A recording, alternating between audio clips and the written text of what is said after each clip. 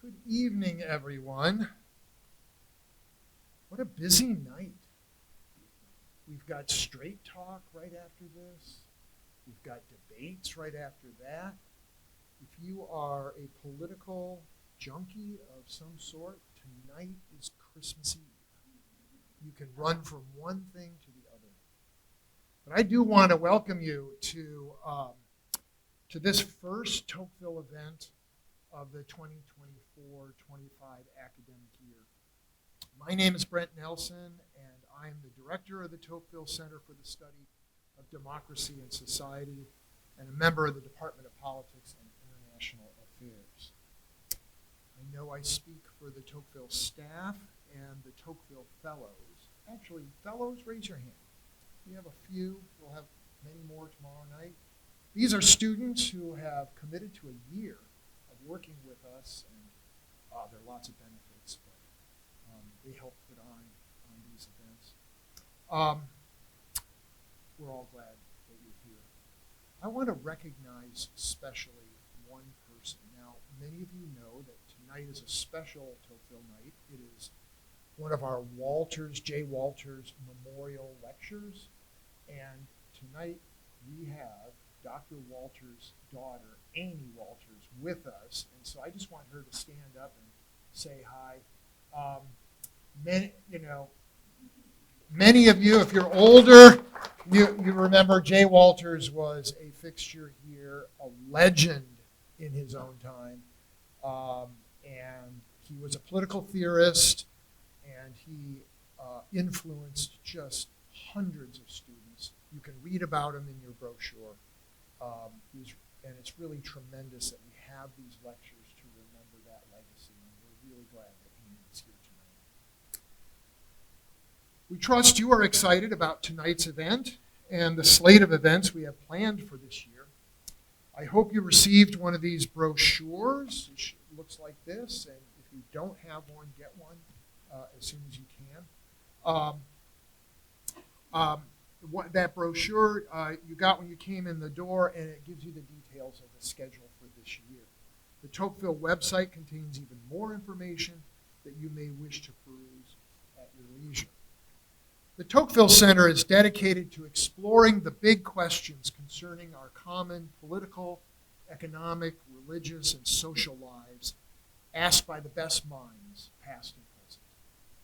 Alexis de Tocqueville, the 19th-century French aristocrat, social scientist, philosopher, politician, and world traveler, is one of the great minds of the past who addressed many of these big questions. His classic book, Democracy in America, for instance, asks how a commitment to social equality changes the nature of society and the way it is governed. His answers shed light on deep truths about early America and its pioneering people, and his predictions proved prescient. Over the next 2 nights, we will see Tocqueville's great mind at work. Our 2 Walters Memorial lecturers, Sarah Gustafson and Olivier Zunz, will speak tonight and tomorrow night about different aspects of Tocqueville's life and thought. Tonight, Professor Gustafson will help us understand about Tocqueville's concern for the poor, who are becoming increasingly visible in industrializing Europe. Tomorrow, Professor Zunz will help us examine Tocqueville's, at the time, surprising notion that America and Russia would come to dominate the world. Both nights, I'm sure you will agree, are covering enticing topics. Our format tonight will be familiar to any of you who attended our events last year. We will first hear from tonight's featured speaker, Sarah Gustafson, who will then be joined by 3 additional scholars, including Professor Zunz, for a panel discussion that will also include questions from the audience. So, to begin, let me introduce tonight's speaker. Professor Gustafson is Assistant Professor of Politics at the Catholic University of America. She earned her BA from Davidson College, MA from University College of London, and her PhD in political theory from the Department of Government, Harvard University, where she focused her research on Alexis de Tocqueville and 19th-century political thought.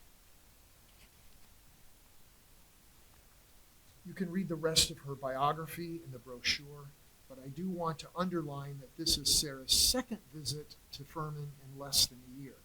Last January, she was one of her mentors at Harvard, Robert Putnam. She came with him and was featured as one of the Tocqueville speakers. They co-authored a fascinating paper on the parallel 1831 voyages of Alexis de Tocqueville to America and Charles Darwin around the world. We are very glad to have Sarah back tonight to give her own paper titled Democratic Well-Being and Democratic Welfare, Tocqueville's Complex Account of the Welfare State. Please join me in welcoming Sarah Gustafson.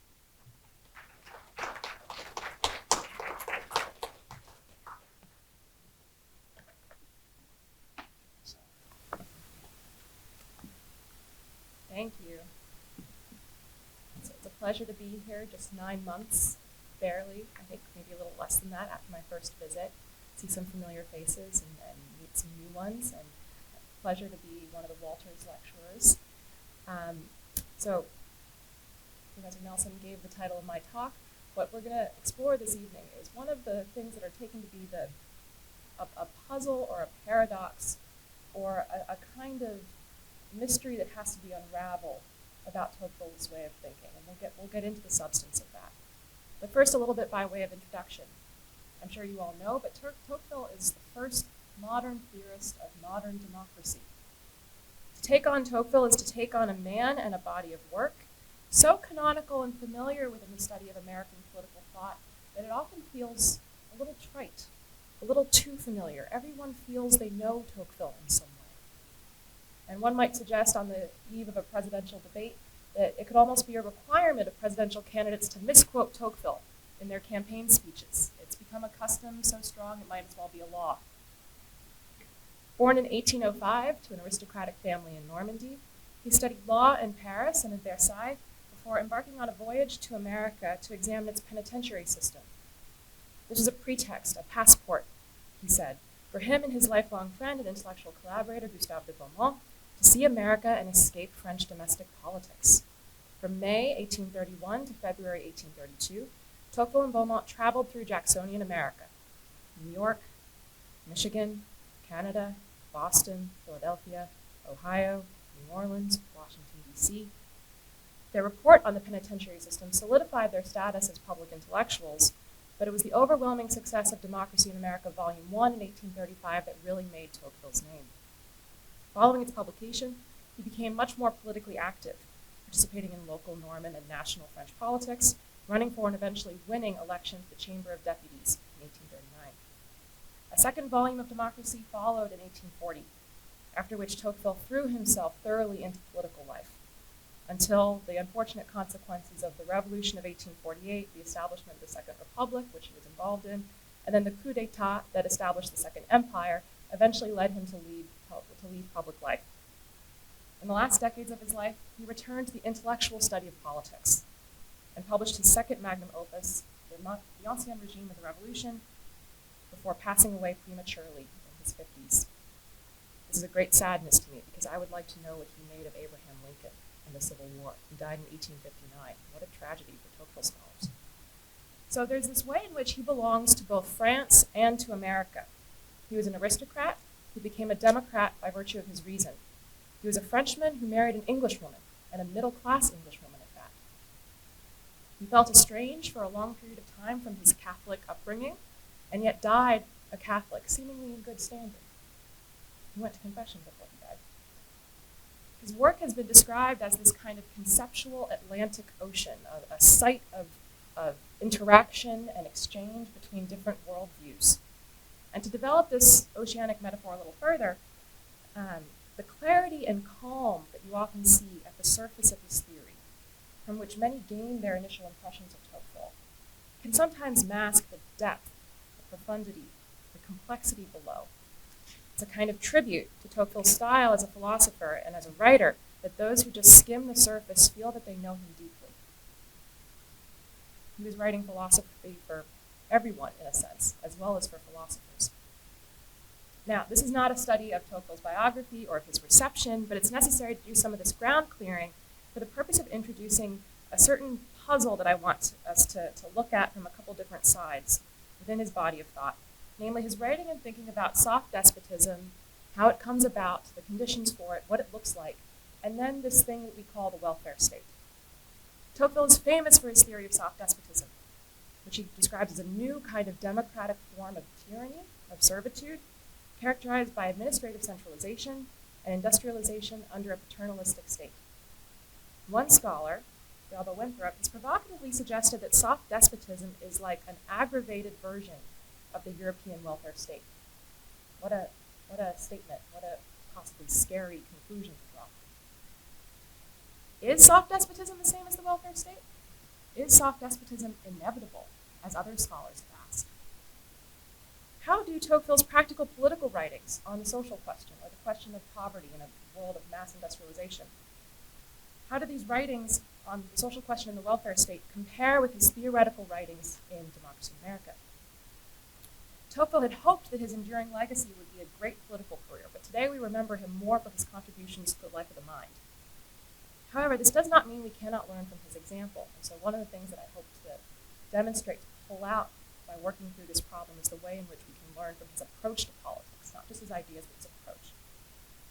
The thorny question of welfare and its relationship to soft despotism allows us to think not only, therefore, about welfare and soft despotism, but about the relationship between Tocqueville as thinker and Tocqueville as politician, as political actor, as statesman even, and thus between political theory and political action.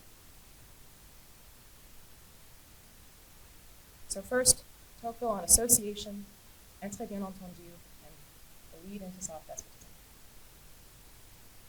Tocqueville is very well known, of course, if you've taken any class on him, for his account of the associational life of Americans, right? It is what characterizes what one scholar described as the bumper sticker Tocqueville. When I teach Tocqueville to my students, I describe this as the Rotary Club Tocqueville, right? The joiner Tocqueville, right? Remarkably, however, once you actually dig into the Tocqueville scholarship, you dig a little deeper, get a bit below the surface, right? Tocqueville's characterization of civil society and association is still not very well understood. There's a lot of richness still to be mined there, despite a resurgence in the last 20 to 30 years of neo-Tocquevillians, such as Robert Putnam and others, who are inspired by Tocqueville, who want to think more about the health and status of civil society. Another scholar, Arthur Goldhammer, comments that Tocqueville's praise of association was not a caprice, not a mere whim of a theorist thinking about political order in the abstract. It was instead a carefully formulated protest against the repression of freedom of association as he saw it occurring in the France of his day. When we speak of association, next on our lips, when we think about Tocqueville, is often this phrase, self-interest rightly understood. I don't like that translation, so I will refer to it as très bien entendu. But that's for the question and answer why I don't like that translation.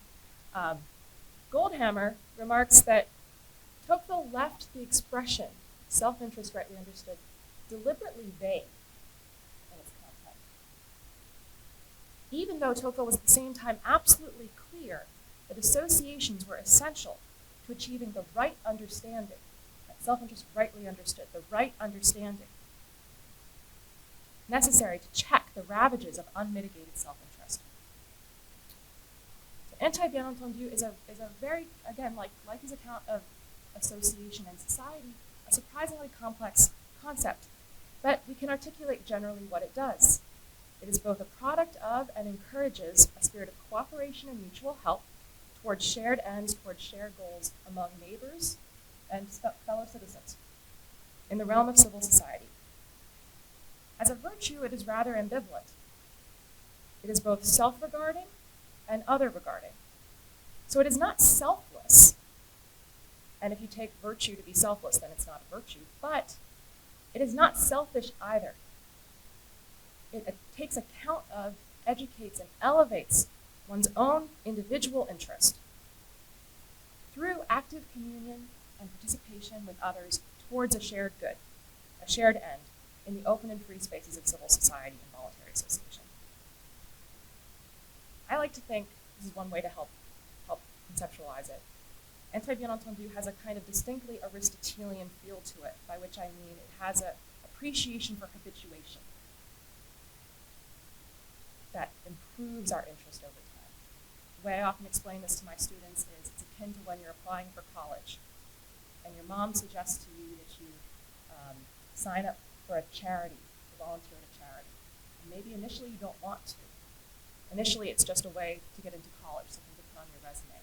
But over time, by working for that charity, you come to love what it does. You come to value it for higher reasons than your own mere self-interest. Right? You come to be an active, full participant in it. And that's a good thing, because we can and should be interested in good things, and in bringing things about that are good both for us as individuals and also for other people. Neighbors and fellow citizens can then be drawn into common projects in these voluntary and open spaces of civil society. Therefore, because it has this way of tying our good to the good of others, it has a distinctive moral character, and can therefore, he says, work a transformation on the heart. And there's this one wonderful line in Democracy in America that I return to regularly. Sentiments and ideas are renewed. The heart grows larger, and the human mind develops only by the reciprocal action of men on one another. That reciprocal action of men on one another participating in the activities of civil society. Our hearts grow larger, our mind develops, our ideas expand. It is thus as a moral tie and a moral disposition that it works on the will, the heart, the mores of democratic people in the free space of civil society. It is political, but indirectly so. What else can we say? As it's operating in the world of association, association reflects a blend of both positive and negative liberty. On the one hand, free association requires an open space within civil society in which people can voluntarily act towards their distinctive chosen ends. You need space to build things, a freedom to build things, a lack of interference from another power in order to do things. But on the other hand, it also requires citizens to have a vibrant sense of their own freedom that leads them then to want to build things, and then to actually build them. In that way, again, it requires and builds a certain kind of character for citizens. Now, association, Tocqueville says, seems to flow from our social nature, from natural human diversity. He describes the town as rising almost spontaneously wherever humans are. Township is natural. But though association is natural in this manner that he points out, it must be bolstered in democratic ages. Why? Well, in democracy, each individual becomes weaker, more vulnerable. And you might think this would increase association. But the problem is that each individual, under these conditions, also becomes more individualistic. And therefore, the society does as well. The vice of democratic individualism, he says, is born out of an erroneous judgment, a bad judgment about the nature of the good, and has its source in failings of the mind as much as in vices of the heart. And it leads democratic individuals to a narrow and poorly understood self-interest, closes them in on themselves, locks them, he says, in the solitude of their own hearts. Though it can be checked when people live together and do things together in a face-to-face way, it is nonetheless a significant threat to the character of democratic society. And Tocqueville gives us an early indication of what soft despotism looks like as he's describing what individualism can bring about. This is a rather long quote, so bear with me, but it's a good one, I promise. Despotism, which by its nature is fearful, sees in the isolation of men the most certain guarantee of its own duration, and it ordinarily puts all its efforts into isolating them. There is no vice of the human heart that pleases it as much as egoism. A despot easily pardons the governed for not loving him, provided they do not love one another. He does not ask them to help him lead the state. It is enough that they do not claim to run it themselves. Those who claim to unite their efforts to create common prosperity, he calls unruly and restless spirits. And changing the natural meaning of words, he calls good citizens those who withdraw narrowly into themselves. There's a lot there. It follows then that when Tocqueville theorizes the soft despotism that democracies he worries have to fear, the spirit of un très bien entendu completely drops out. It's replaced by individualism. The rich fabric of associational life, made possible by a distinctive blend of negative and positive liberty, is increasingly replaced by a spirit of atomization, by the leveling and equalizing of the different and distinct realms and domains of life through a science of administration that values uniformity, and consequently by the state carrying out new functions and roles. And Tocqueville makes this very interesting distinction between ancient and what he's calling soft or democratic despotism. Though ancient despotism was violent, he says it was limited. The details, the run-of-the-mill, ordinary, mundane details of social life, escaped the control of the Roman tyrant. By contrast, the new democratic despot is, in his famous words, immense and tutelary, a paternalistic power. And in an image that evokes Hobbes' Leviathan's frontispiece, if any of you are familiar with that, he overlooks an innumerable crowd of similar and equal men who spin about restlessly. This new sovereign, he says, works willingly for its citizens' happiness, but wants to be the unique agent and arbiter of it. So he wants to work for their happiness, but also be part of defining what their happiness is. What about associations? We can say more on associations. So associations, being of various kinds, natural and voluntary, different, unequal, aimed at different kinds of ends by virtue of different kinds of means, we can make meaningful distinctions between different kinds of associations that exist within the world of civil society. So a church or a synagogue is not the same as a business, a liquor store, a gym, a bowling league, even, right? These things are different. They understand themselves differently. They have different purposes. And they're different from other kinds of associations like a family, which you might say is a natural association. So we can make meaningful distinctions among these different kinds of associations.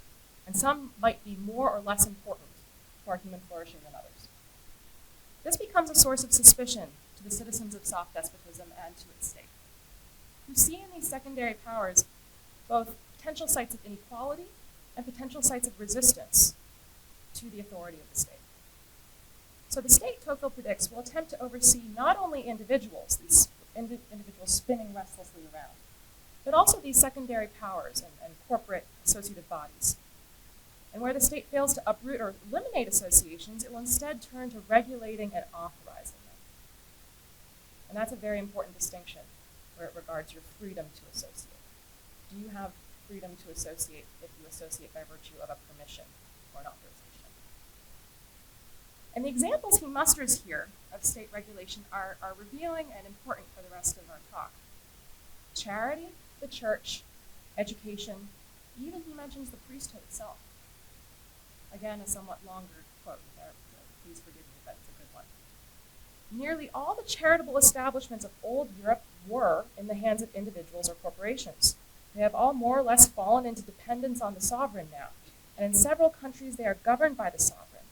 It is the state that has undertaken almost alone to give bread to those who are hungry, relief and a refuge to the sick, work to those without it. It has made itself almost the unique repairer of all miseries. Education, as well as charity, has become a national affair among the peoples of today. The state receives, I'm still quoting Tocqueville, state receives and often takes the child from the arms of its mother in order to entrust it to its agents. It is the state that takes charge of inspiring sentiments in each generation and providing each generation with ideas.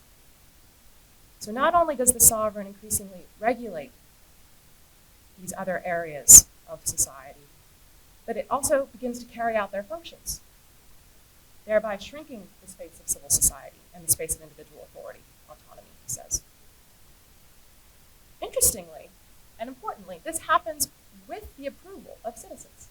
He says there's a community of sentiments between the state and its citizens on this. And citizens have a sense of equality, vulnerability, and compassion for the ills of humanity that inclines them to desire this kind of equality and roughly equal prosperity for all. And quite frankly, it's a very difficult thing to argue that this would be bad, right? This seems morally desirable in some way.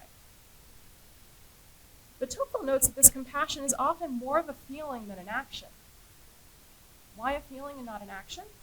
Well, as individualism, this vice that has errors of the mind and also of the heart in it, as individualism expands, the distance grows between individuals and among different groups. Each person becomes perceived as equally strong or weak, capable or incapable. No one is perceived as responsible, uniquely responsible for anyone else. No one required or expected to step up or step in to solve a problem. This is part of the logic of the collective action problem. You see a park that's littered, you think to yourself, how terrible that there's so much litter in that park. But then you also think to yourself, well, if someone told me I had to clean it up, your natural intuition would be, well, everyone else is just as responsible for the litter in this park as I am. Why me? Why should I spend my time to clean up the litter? But when people fail to do things in civil society, the tasks still need to be done by someone. And so the state steps up and steps into this vacuum, and not without good reason. And Tocqueville provides a number of examples of this, of a savings program for the poor that very much sounds like Social Security. Okay? State provision for workers, working for what he calls the new industrial aristocrats, who don't give their workers a living wage, such that they need public charity. Right? So Tocqueville sees a compelling argument from the point of view of democratic values for something like soft despotism. By assuming responsibility for these spaces, the state frees its citizens of some tasks so they can go about doing other kinds of things, participating in the market, et cetera, whatever it might be, and by promising to take care of the thing itself. From another perspective, the state then shrinks, as a result, the space of negative liberty, undermines the existence of positive liberty, and encourages a kind of habitual disregard, selfishness even, or lack of love for one's neighbors. One might argue, as Alan Bloom did in The Closing of the American Mind, that the state of nature, well familiar to us from liberal political theory, comes alive in a certain sense only with the arrival of the technology of industry and the administrative state. But there's a way in which the development of those two things makes us into these isolated, atomized individuals that Locke and Hobbes and many others imagined we were at the beginning of political society. And so in that way, and this is Bloom, not Tocqueville, one might be tempted to think that America is experienced not as a common project, but as a framework within which people are only and merely individuals, where they are left alone as social solitaries, living comfortably, but, this is Bloom's word, impotently, within the administrative state that has replaced politics. And so Tocqueville tells us that under soft despotism, humanity risks, quote, losing little by little the ability to think, feel, and act for ourselves, falling gradually below the level of humanity. This is for Tocqueville a grave danger, a grave concern. And it's a matter of human welfare in more ways than one. Because for Tocqueville, human well-being is not just a matter of material security, but of a kind of life lived in community with others, a life characterized by hope, faith, and as he lists in a letter to one of his friends, personal consideration, political rights, ease in obtaining justice, enjoyment of the mind, and 1,000 other things that contribute indirectly to happiness. So Tocqueville concludes Democracy in America by underscoring the necessity of associations and the habits, the virtues that they engender, to resisting soft despotism. At the same time, though, he argues that democracy is on the whole more just than aristocracy. That's a very fascinating conclusion to come to. He's painted this potentially very dehumanizing world that he thinks might come about if certain developments in democracy have their way, and yet it's more just. And what he tells us is it depends on human liberty, on human behavior, on prudence, on practical action, whether democratic equality will lead to servitude or to liberty, to enlightenment or to barbarism, to prosperity or to misery. And so he ends Democracy in America with this modest appreciation of democracy and of equality, with this affirmation that equality may not be as elevated as aristocratic excellence, but it's more just, and therefore to be greatly appreciated. But then a call to his readers and to practitioners of his new political science to do what is possible to make democracy good, or at least as good as possible. But then a question arises. If democracy is more just, and if it's also seemingly providentially ordained, as he says repeatedly, that providence has brought us to this place of the democratic social state, can one work against democracy? Can one stop its development? Is it impossible to do what Tocqueville is urging his readers to do? Is soft despotism inevitable?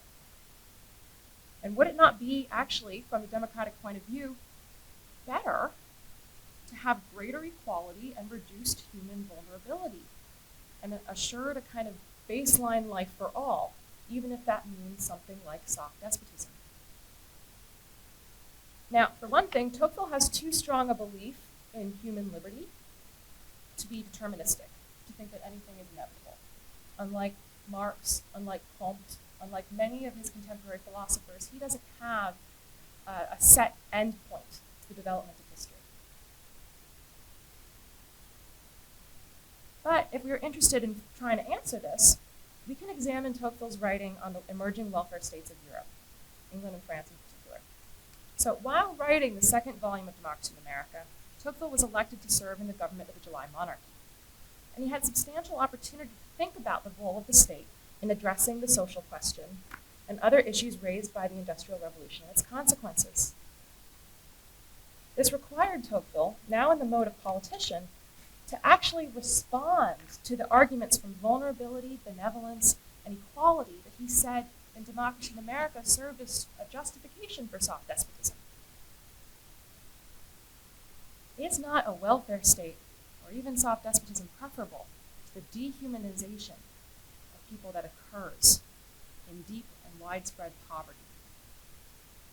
He travels to England and to Ireland at one point, and he describes the poverty that these industrial workers are immersed in, like being in the river Styx. It's that hellish, right? Isn't relieving people of that preferable?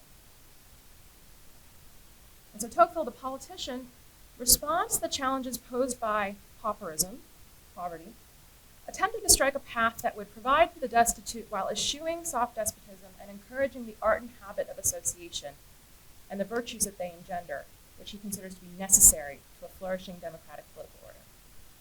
So I'm going to focus my remarks for the rest of the section on his two memoirs on pauperism and a speech he gave in 1848. Now, pauperism, for those who are not familiar with the term, and it sounds pretty self-explanatory, but pauperism is a species of poverty that emerges in the wake of the Industrial Revolution in the 19th century from a specific confluence of historically contingent events. In England, Tocqueville will argue, it also emerges from incentives set in motion by the English poor laws of the Elizabethan era and its system of public charity, which obviously long predates the Industrial Revolution. But interestingly, pauperism was also for Tocqueville not simply a matter of economic or material forces. It was the result of a complex human psychology, the psychology of desire. So there's a way in which pauperism is a confluence of these political and economic forces on the substrate of a kind of frail human nature. Pauperism, therefore, in his view, would not be solved merely by redistribution of wealth. And as he suggests in his criticism of the English poor laws, it might even be aggravated by it. So the first memoir on pauperism was given as a speech in the spring of 1835 in Cherbourg, France, and the second memoir he left incomplete, though it's often dated to 1837. In the first memoir on pauperism, these are very small texts. If you have any interest in this after the talk, I highly encourage you to go read these for yourself. You could read them in a day. Very, very short texts. In the first memoir on pauperism, Tocqueville lays out two visions of charity. Charity as a private virtue, and charity as a public system. In Tocqueville's day, the term charité légale, right, was designated, was a word for public welfare, public charity, legal charity, right, distinct from charité direct, right, or privé, right, direct or private, which is what we would today think of as charity or maybe philanthropy. And my co-speaker, I was chatting with him earlier about how much I admire his book on American philanthropy. So if you're interested in that, I'm giving him a shout out now. But philanthropy has its own unique history, its own unique development. And so in this case, we're using the word charity. Tocqueville describes a perplexing phenomenon. The nations in the 19th century with the most advanced welfare states, such as England, also have the most paupers. Why might that be? Well, the answer is multifactorial. As for a historical reason, he advances an argument that Protestant nations built the welfare state as a kind of replacement for the Catholic Church infrastructure of charity, building it upon the ruins of this Catholic infrastructure, an infrastructure of convents, monasteries, parishes, and other charitable institutions in what would become the realm of civil society. A network of institutions that in the pre-Reformation era was independent of the government. In other words, welfare states emerge in Protestant nations to address the new problem that there is a lack of institutional infrastructure for charity and the voluntary redistribution of wealth through the church to the poor, as it historically occurred. And it's a historical argument that holds some water. The Elizabethan Poor Laws he targets in particular as turning a religious and generally local institution into something that's political and national. And Tocqueville argues that charity's transformation from a private virtue into a form of political redistribution affects the moral relations of people and the structure of civil society, even if such state benevolence and redistribution responds to real concrete needs. The Poor Laws framework of incentives, the Poor Laws were recently going through a kind of reform in this time, so this is also a topical thing that he's addressing. Their framework of incentives and the mores, a familiar word to us from democracy, the mores that these incentives and policies encouraged over generations created, Tocqueville argues, a kind of path dependency. Being stuck on public welfare, Tocqueville says, the poor person becomes reduced to the satisfaction of his most pressing needs. This is, for Tocqueville, a great tragedy. The poor person is robbed of his spirit and of the respect of his fellow men, which is the first condition of all progress.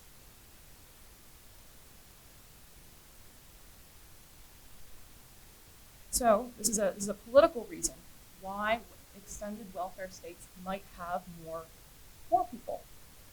Namely, that poorly framed and poorly designed welfare policy can have the opposite of its intended effect, lowering rather than raising up the people that it aims to help, by making the category of the poor a formal political category, a class unto themselves. So in that way, poorly framed welfare policy seems to be capable of effects similar to that which he describes of soft despotism. Consistently throughout Tocqueville's opus, he will use the language of brutalization, brutalization, to describe a kind of lowering of people below their level of humanity, their human dignity. Right? He uses that language to describe the effects of badly designed welfare on the poor. He uses that to describe the effects of slavery. Right? This word brutalization really, this is something he rails against and is very much concerned about, the ways in which different systems lower people below the level of their humanity. Private charity, by contrast, does not do this, he says. It's a gift. It's gracious. It's not an entitlement. He presents private charity as a virtue that's exercised between persons of unequal material status that, through this personal exchange of a gift, builds a moral tie in the form of care from the rich to the poor and gratitude from the poor to the rich. It's secret. It's not written on any book. It happens spontaneously. It has this kind of character of grace to it. Charity as a virtue would then seem to be related in some way to what we were talking about earlier, très bien entendu, which similarly builds a moral tie between persons and draws them closer according to a common good, a common interest. And one can argue, actually, that, as Tocqueville does in the Ancien Regime and the Revolution, that there's a great deal of similarity between the medieval parish life and the modern 19th-century American township. So Tocqueville concludes this memoir by asking the question, well, what do you do? What is to be done? This is a practical prudential question. First, he recognizes, and recommends, rather, that we recognize the limits of public policy and embrace a kind of spirit of humility as we craft our designs for public policy, recognizing that the best intentions may have opposite effects. Second, he underscores this distinction between public and private charity. On the moral level, private charity is superior, it's free, it occurs within the space of civil society, and has a greater moral character generally than public charity. Like très bien entendu, it occurs and develops in civil society in a face-to-face encounter between people. It's immediate. It's not mediated. Yet this virtue is weak in democratic times. It is ephemeral because it has that quality of spontaneity, of grace, right? It cannot be counted on. And it's difficult to scale up to the level necessary to address this rampant problem of pauperism. Consequently, some form of public charity is very much necessary under conditions of 19th century poverty, particularly in countries such as France, where the habits and infrastructure of association and très bien entendu are also weak. Public charity is systematized, legal, regular, less spontaneous, a result of law rather than the movement of a heart. He reminds his audience, is challenging to execute justly. How do we justly decide? How do we figure out, as a matter of justice, as we're working out social policy, who should be the beneficiary of support from the government? How do we figure that out? That's a question that dogs all of our legislators today. That hopefully keeps people up at night in Congress. Right? How do we justly provide support to people? Despite the theoretical and practical difficulties, again, Tocqueville affirms the state has to act in some way. So he declares not only the utility, but also the necessity of a public charity that responds to inevitable evils, such as infant frailty, the failings of old age, illness, insanity, and public emergencies. He also mentions education of the children of the poor. But he urges us to be clear-eyed about these theoretical and practical problems that can plague any system, and therefore urges us to work through other kinds of institutions to uphold human freedom, human relationships, and this thick fabric of association he considers crucial not only to political liberty but to human flourishing. Later, in 1848, as the French are working on a constitution for their new republic, Tocqueville would later describe a positive vision of a limited welfare state as Christian charity applied to politics. In this speech, given on the right to work, Tocqueville suggested that he would have the new constitution affirm a specific duty to the destitute, non-working, poor, children, or infirm, an idea which he presents as an inheritance of Christianity.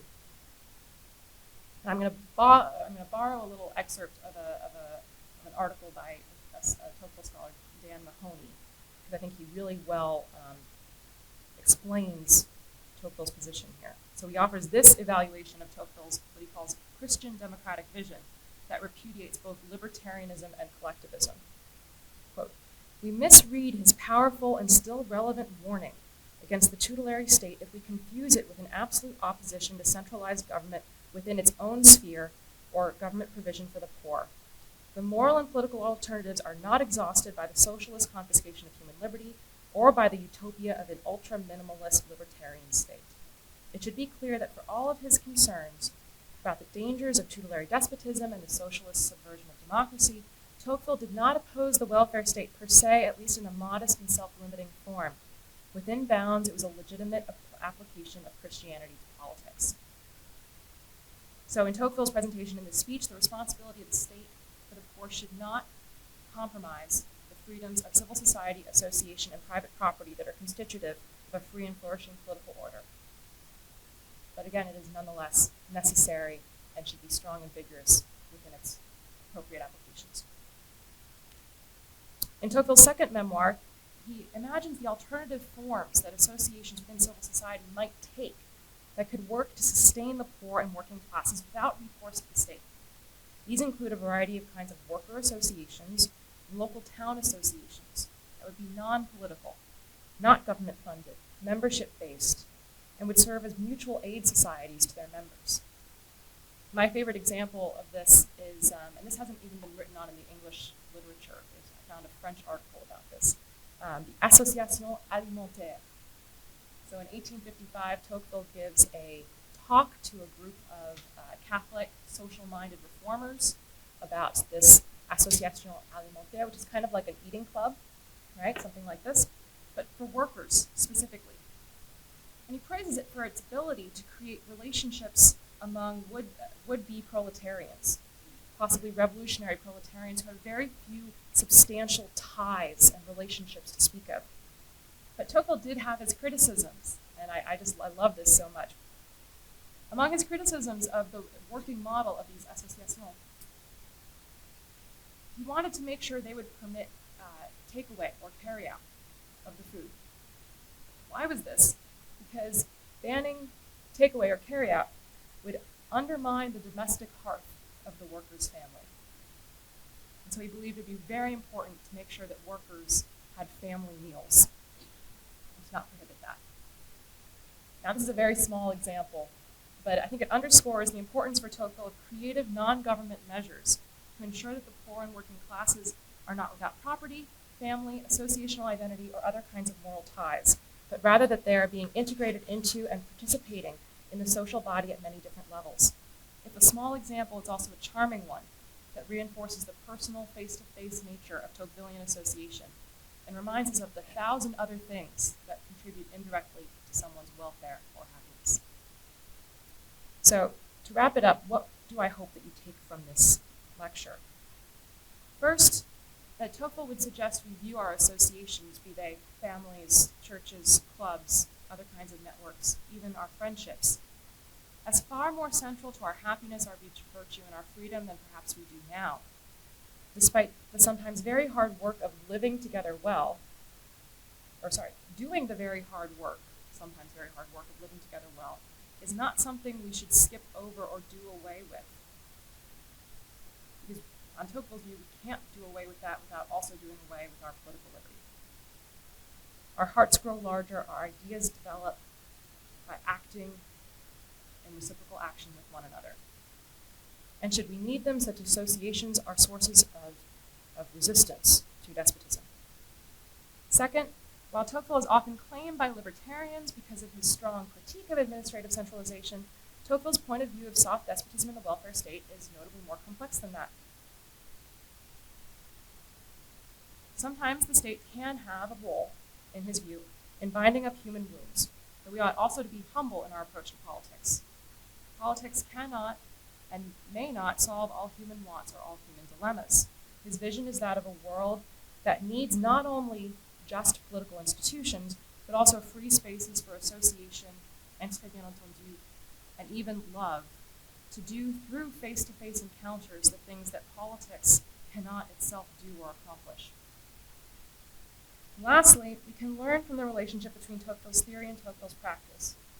Tocqueville had to work with what he had, without abandoning his ideals to craft a possible course. This meant articulating through his writing and practice of politics a vision that's neither libertarian nor collectivist, and that might strike a balance between the compelling needs for welfare with the freedom, fellowship, and virtues uniquely possible in the freedom of civil society. Tocqueville was a politician and a policy wonk, not just a philosopher.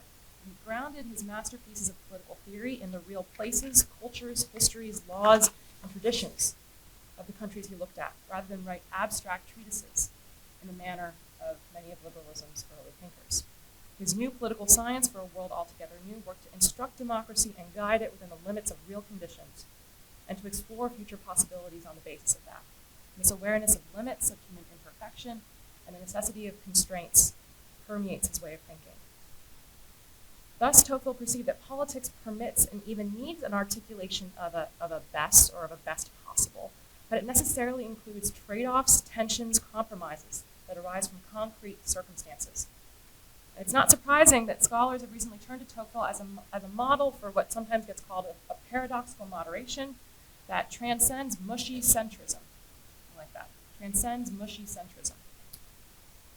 In the basic recognition that politics, doing things politically, is hard and messy and complicated, because politics, unlike other sciences, has humans as its subjects, and we are messy and complicated. So Tocqueville's approach suggests that it's in the trade-offs and tensions of this imperfect world, wrestling with theory in the light of it, trying to improve that imperfect world, that one finds not only potential injustice. In an imperfect world, you will find injustice, you will find hardship, but you will also find opportunities and spaces for solidarity, association, friendship, mutual assistance, the exercise of empathy bien entendu, and even love of neighbor that makes life truly human. In other words, for the democratic social state to be good, we need to continue to need each other, do things and solve problems together face to face.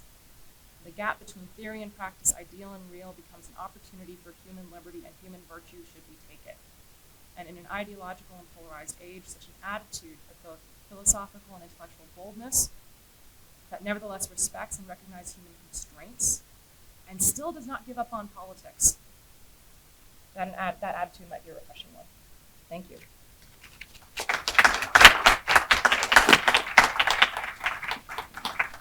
Thank you, Sarah. And I'll ask you to sit here on the stage, and I would invite our remaining panelists to come up and join me while I introduce you.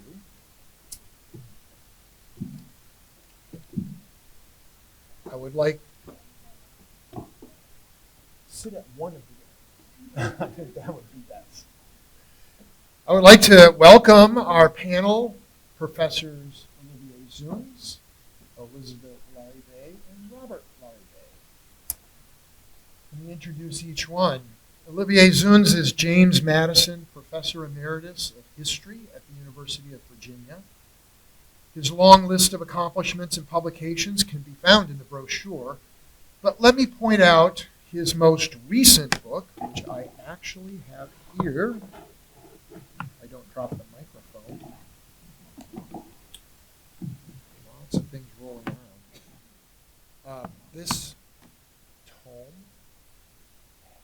became one of my favorite books this summer.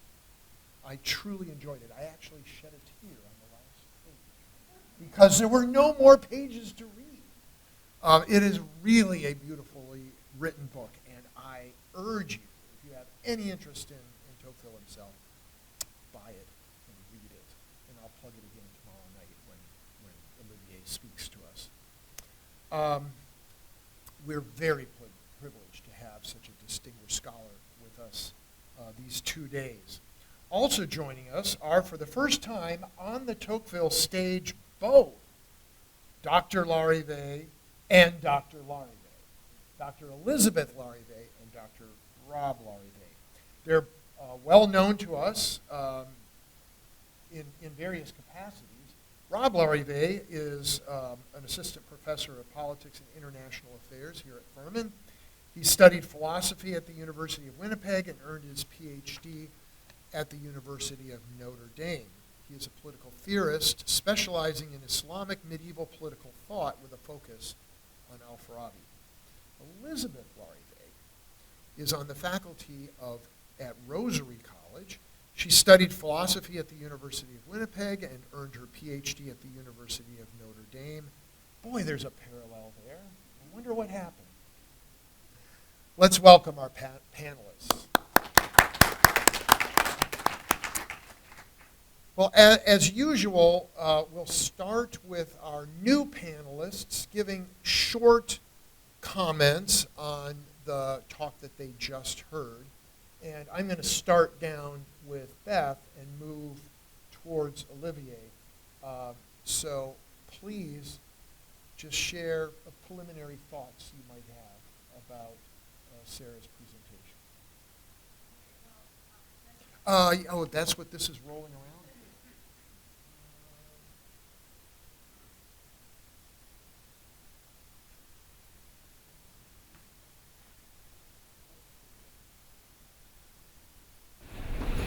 Sorry. Testing 1, 2, 3. Okay. Is that picking it up? Okay. Yeah. Yeah, you really do. You You really do. really have to get right into it. All right. Okay. Like rock star. Yeah. Yeah. No, I really enjoyed the talk. I love the bumper sticker version of Tocqueville. I do have to say, I get to teach associations and Tocqueville every once in a while, and I get like intolerably, I'm sure, excited to my students because I love it so much. So I'm glad that like you, while acknowledging yes, this is something everyone loves to quote and misquote even, that you nevertheless explored the the complexities in relation to this very important topic of what are the functions of the government? Like how ought the state? What are the limits of politics? What are the limits of government? In fact, one of the questions I had was you were mentioning Alan Bloom, and it was. You gave a hint of it, and I'd love it if you have a chance to work it in to explore a little more. This idea that are we still in the realm of politics, actually, in our modern political or post-political age? And if we are post-political, then maybe Brent's observation that, with all the events going on today, it is a Christmas Eve. Maybe if we're post-political, it's more of a Halloween in terms of what's going on. So should I ask a question now too, or should we pass it? Are we going to return? I'll get back to you. You'll get on the back. question. Yeah. So Okay. let's go on to Rob. All right. Like this good? Yeah, there you go. Okay, I really like your discussion of humility at the end of the paper and the kinds of virtues that need to be cultivated. And I was thinking to understand and actually practice politics. And I was thinking, are there different types of virtues that are relevant for, say, an administrator versus a legislator? Or citizen virtues, right, like for a citizen, or a president. And the talk overall on the virtue of humility made me think of the fact that I am Canadian, Boca. I've lived in the United States for about 20 years. I lived in Canada for about 20 years. And so people always ask me about Medicare or healthcare, it's like universal healthcare. I've experienced both systems. I've experienced great things and horrible things through universal healthcare. I've experienced great things and horrible things in the United States medical system. Practical politics should not turn into bumper stickers. This system is good, that system is evil. This system is good, that system is evil. And take a vague generality and try to enforce it on a country. Leaders and political thinkers need to look at the details, like you say, have the humility to know what's possible.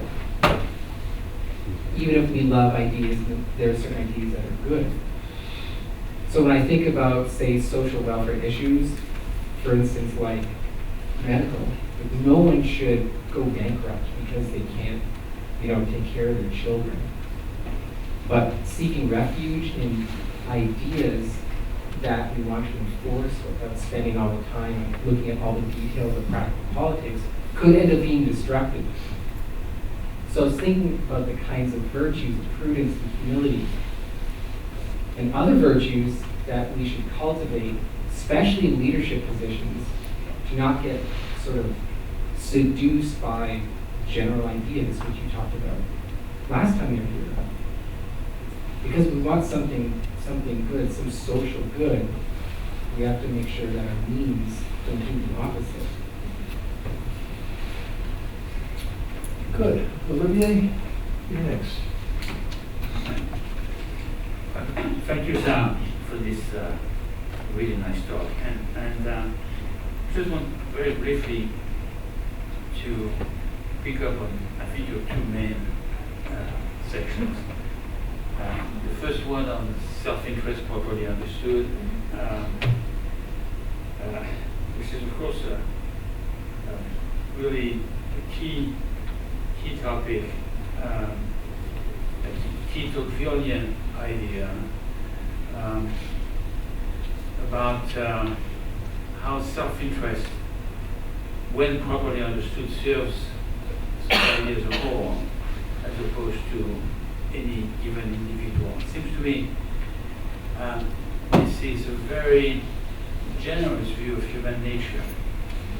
This idea that you can do something good with self-interest, that you make a significant distinction between selfishness, which is bad, and self-interest can be really, really good. Now, in the ancient republics, or in early modern republics, the key word was certainly not interest, it was virtue. And Tocqueville said, well, yeah, but you know, if you're going to talk lots of people forming a state around society, you're going to find self-interest in much greater quantities than in virtue. You know, just by definition, many more people will be inclined to do things for themselves before they do things for others. So, what is the how can you turn such a tendency towards selfishness into something good? And so I think there's something brilliant about this sort of tendency. Well, virtue is great, but it's only for a few of us. Self-interest is for all of us, so let's make something good of it. I think that's really is, the thing is, theoretically, it's significant practically. Is so more possibility of this being the case in the United States than in France or England or even in Germany or any other European context. And that leads, I think, to the second part of your talk, if I understood it correctly. That is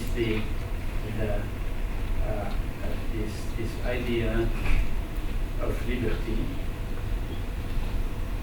of positive liberty, which is really the ability for people to achieve themselves. It's a form of self-realization. So again, what are the circumstances in which people can best achieve their potential?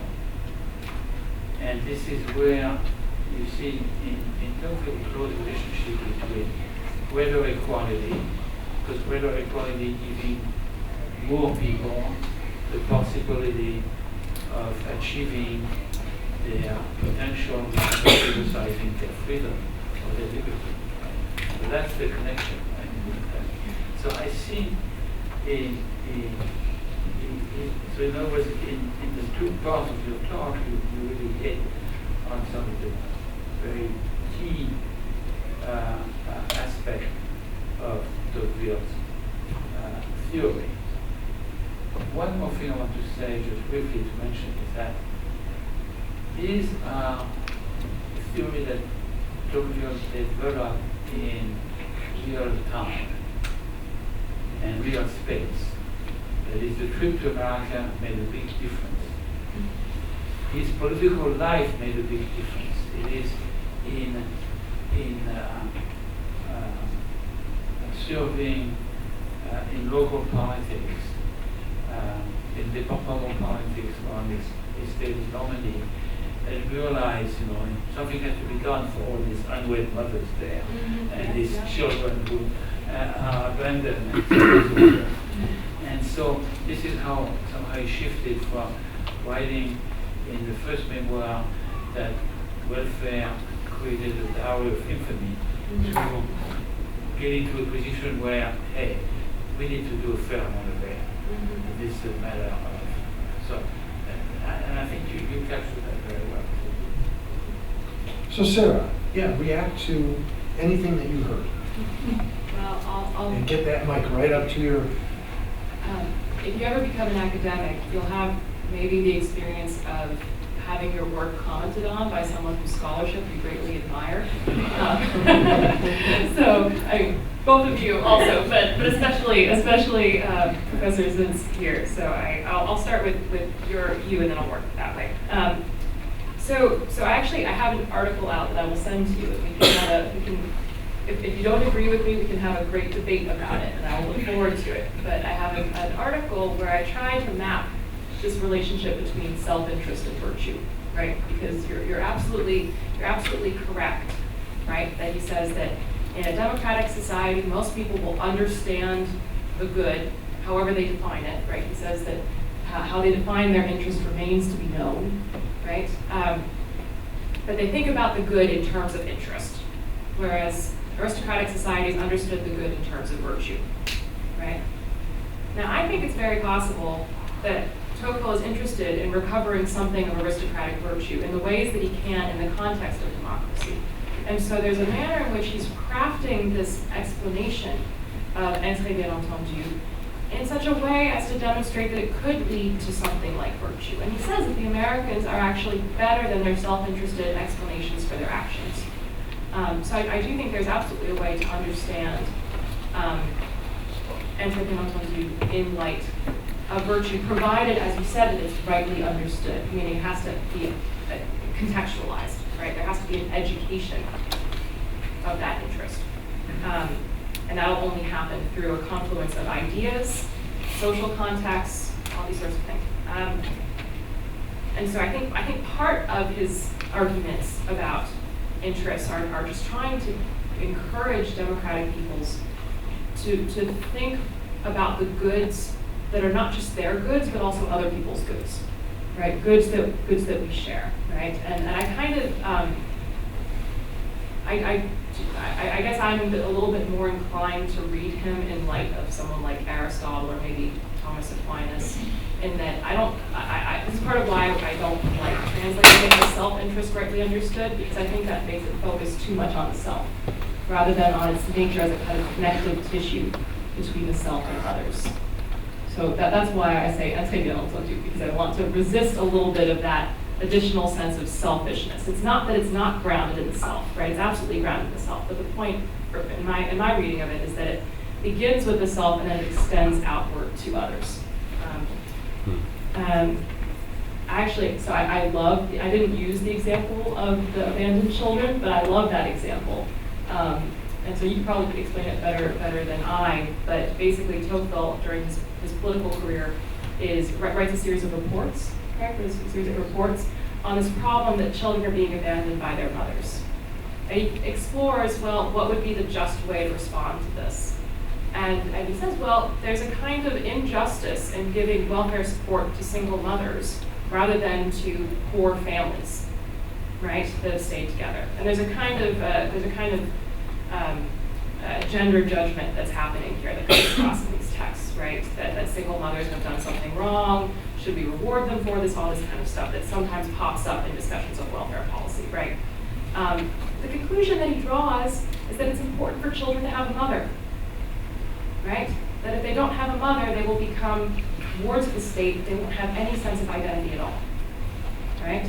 So I love that example because it demonstrates I could have included it in this talk, right? Because it demonstrates this sort of spirit of trying to do the best according to a principle, but also seeing people where they're at and needing to recognize a real need, right? Do the best possible. Okay, Rob, as to humility and the different kinds of virtues for citizens, legislators, and administrators. It's very interesting. So my sister, I won't tell you what role she has in the federal government, but my sister works for the federal government, so I get to hear stories from my sister. And there are very much different virtues to be a successful federal government employee than to be a virtuous citizen, right? Or a virtuous senator, something like this, right? There's a kind of deference to tradition and to the inner rules and workings of a bureaucratic organization that an administrative employee is expected to follow that don't apply in other ways. There are absolutely different virtues for different kinds of people in some position of political leadership or authority.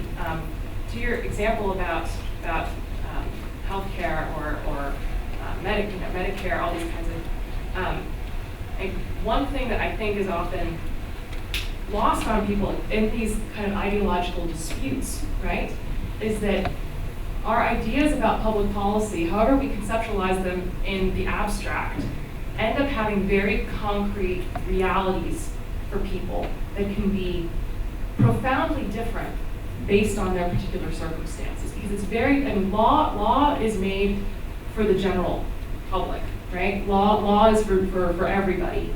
Exceptions are made for particulars. This is a principle we get even in Aristotle, right?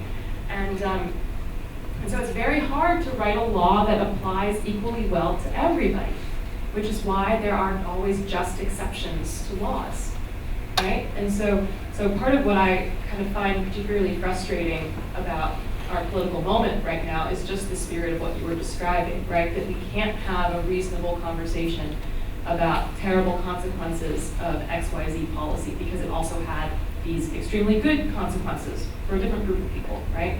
If we want to be deliberative, considerate citizens and neighbors, we ought to be able to have those kinds of conversations. But again, that requires a certain kind of moral character on the part of citizens and a certain moral character on the part of our leadership. Now to Beth.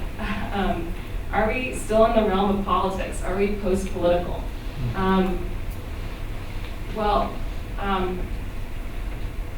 I saw a tweet this morning. I neither affirm nor I will not say whether I agree with this tweet or not, but it's an interesting tweet for the purposes of this question, that our president has been on a lot of vacation days recently, and the vice president is campaigning. It's not really clear who's governing right now, right?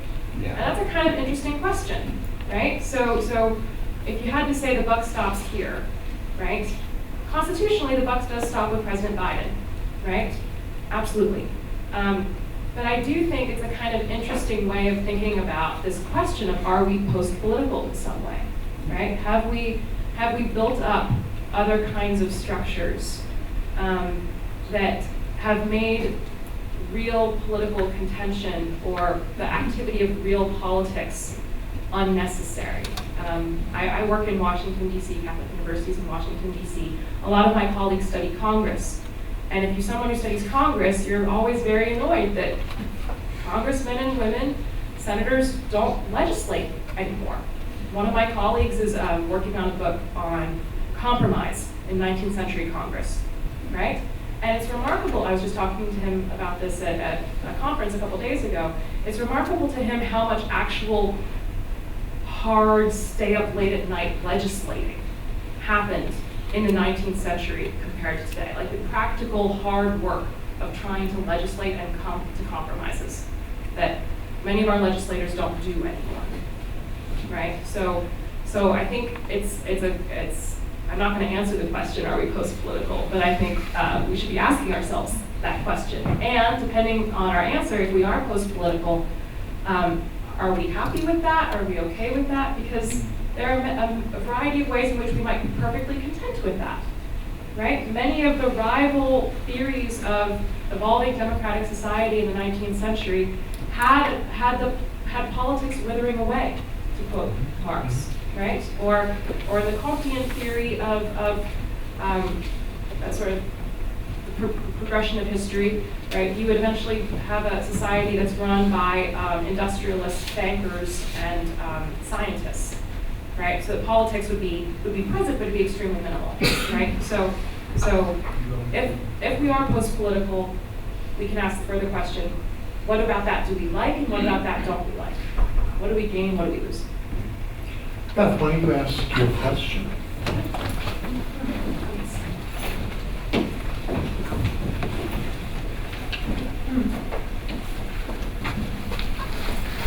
Okay, I'm going to have to sort of think it through a little bit on the spot. And, that's fine. Yeah, so you raised at one point Tocqueville on the relation between the sentiment or feeling and your reason or your ideas. And I remember this. I was taking a class on Tocqueville when I was in graduate school at Notre Dame with a professor, and he was very much about, like, you know, what the book is about. Democracy in America is about the social state. And then I, feeling quite clever, made an argument in my final paper that the reason why it was about the social state was because he was trying to solve this problem of the disconnection that he saw in France between the sentiments and the ideas. And that he came to America and he saw a place where the sentiments and the ideas, so what you feel and what you actually think or believe, were still connected. And I remember he gave no particular criticism of my argument when he graded the paper, but he did say at the end of it that he was not convinced. And so now whenever I'm grading papers, I always try, if I'm not convinced, I try to point out why. But anyways, so but what I was wondering in particular is, like, how does this relate to another point that you were talking about at the end of your paper by mentioning, like, his reflections on the actual poverty laws, and how, you know, there was a replacement perhaps with the state through Protestantism's, you know, dismantling of the Catholic charitable private networks, that resulted in this shift from private charity to public charity. And I guess my question is there an element of secularism that also is really important there compared to just maybe the, you know, Protestantism versus Catholicism? And then in a secular state, if there's like regardless of the shift, if it's from Catholicism to Protestantism or from Christianity to secularism, is there a disjoining, like a separation that then happens between the sentiments and the ideas? And because I think this connects to, I'll just wrap it up with this, is that you mentioned the importance of face-to-face interactions. And if I can think of one thing of why a face-to-face interaction might be important, it's because it forces you to reflect with your mind on the reality in front of you, the nature of the person in front of you. They're either what you expect or what you're not, but you're confronted with the reality of what they are. And you are, being social creatures, we are very emotionally responsive to the presence of other human beings. So this is just a massive jumble.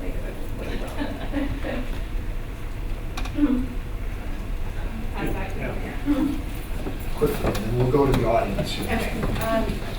Well, so as a matter of interpreting Tocqueville, you probably got a sense of this actually. So I'm neither quite a historian of political thought, and I'm not also a Straussian political philosopher. And that might mean nothing to most of you, but that means I think history is important, and I also think ideas are important, right? And that not all ideas are a product of history, right? Some might definitely be, right? But we can also speak about ideas that are platonic in some sense. And so, as it relates to your question, is I very much read the structure of Democracy in America, Volume 2, in a manner consistent with what you said. So how does he begin Democracy in America, Volume 2, which is the more philosophical of the two volumes? He begins with the influence of democracy on the intellect, on the intellectual movement. He then proceeds, that's part one, to consider the influence of democracy on the sentiments. He then proceeds to the mores, manners, and then wraps up with his discussion of what the future might be. That's where soft despotism falls. And so I read that as saying that what we think has a profound effect on what we love, right? And then that expands outward to affect our relationships with other people, right? That the ideas have a way of shaping what we conceive of as good or desirable. This has the ability to change what we love or what we hate, and then that then affects mores, manners, how we interact with others. So I take those things. I take that to be purposefully done. He had considered beginning with the sentiments beginning with democratic individualism. Democratic individualism gets introduced in part 2 on the sentiments. And he decided, no, I'm going to start with the intellect. I'm going to start with the ideas of equality, the general ideas, and then lead into that. And so I take that to be very, maybe not classical in intention, but classical in spirit. Where it concerns welfare and this question of secularism, in the longer version, in the dissertation version of this talk, I actually end this chapter with a discussion of an article, an interview of the philosopher Elizabeth Anderson, very well-known analytic philosopher, egalitarian analytic philosopher. And she is being interviewed by the Irish Times about why there isn't more support for the welfare state in the United States. And she basically has this very Bavarian Protestant work ethic argument, right? That there are certain kinds of countries that by virtue of their Protestantism think that people are just going to pull themselves up by their bootstraps and they don't need help. Whereas in historically Catholic countries, there's more of an infrastructure built in to help people. It's very interesting that Tocqueville would very much disagree with her, right? He sees something else, that it's in Protestant places like Germany and England where you see the first attempts at something like a welfare state because there no longer exists that older infrastructure. Now, of course, you could also, this is where a thinker like Edmund Burke is interesting, right? Because Edmund Burke, in his reflections on the Revolution in France, is really aghast and horrified that the French are dismantling the convents and the monasteries, this traditional infrastructure, right? So by the time Tocqueville's writing, it's not exactly like the France of his day is not medieval France, right? With this thriving Catholic infrastructure for private charity, right? There's a whole kind of deep history there that one could go into, but we're not going to this. So I do think there's something maybe to be said there about. Sorry, I'm just rereading my notes at the end of your question. The separation that occurs between sentiments and ideas as a result of secularism. Well, I think, maybe one thing that I could say to this is that Tocqueville's quite clear that, and this is one of the parts of Tocqueville that I think often makes people somewhat uncomfortable, honestly, because we live in a rather democratic, pluralist society with many different ideas of what the good is. Tocqueville says repeatedly in Democracy in America that in order to have a society at all, you need a common body of beliefs. You need a kind of common dogma. Right? It doesn't say what the substance of those are going to be. It could be political, it could be religious, it could be something else, it could be manners, customs, and way of life, right? But he does say that for a society to exist, there needs to be a certain set of beliefs in common, right? And so I think the question becomes, if you no longer have something like a default Protestant or a default Catholic state, how do you go about adjudicating what our visions of the good are, and how does that then affect our public policy and the decisions we make in our public policy? Oh boy. Now we've started. We have room for one question from the audience. I'm sorry we've gone on long, but is there anybody out there with a burning question? I have 15 of them, but I won't even get started. Okay, well, we have many things. Oh, yes. Okay, David. Oh, good. Thank you for being here. This is our arrangement. You always give me the last. Yeah, that's true. That is true. Thank you for your comment. I teach in the philosophy department here. I had lots of different thoughts going around. So it strikes me that the way Tocqueville treats the welfare state, he's not envisioning that we're going to get rid of poverty, but that there's always going to be poverty to deal with, and the status welfare becomes necessary because the associations have broken down. I could think of two kinds of associations that exist in our world today, in the U.S. today, that have the potential for for forging the kinds of bonds that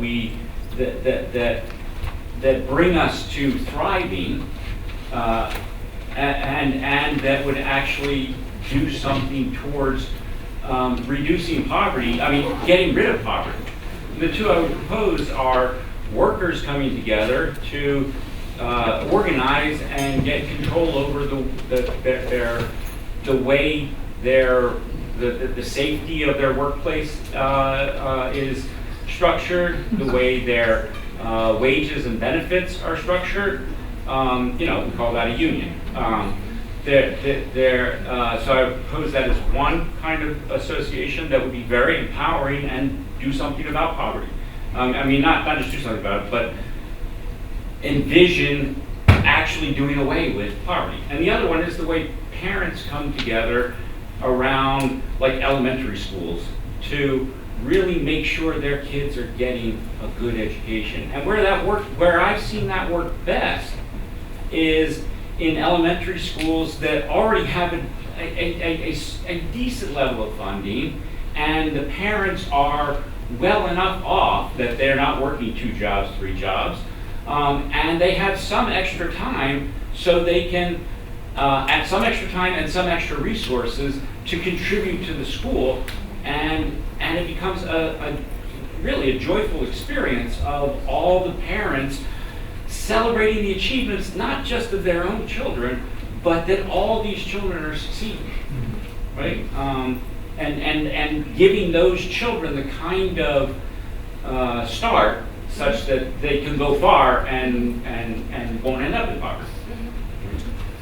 And so if we can provide that for all children, right? That makes huge effort. That makes huge advances towards. That's an association that makes huge dents in poverty. Yeah, can I make 2 comments?